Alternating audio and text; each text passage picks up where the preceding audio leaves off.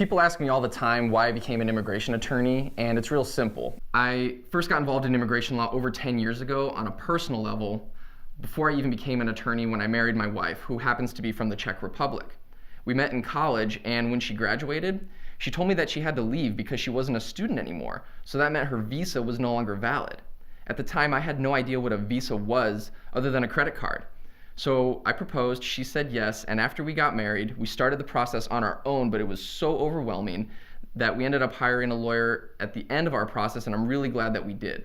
When our case was approved, I will never forget how happy she was. She could now stay in the US permanently, start a family, and pursue her own American dream. She didn't win any money like she would in a traditional lawsuit, but she won something that has far greater value in my opinion. And now I try to treat each and every case as if it were my own, because I really do understand what my clients are going through.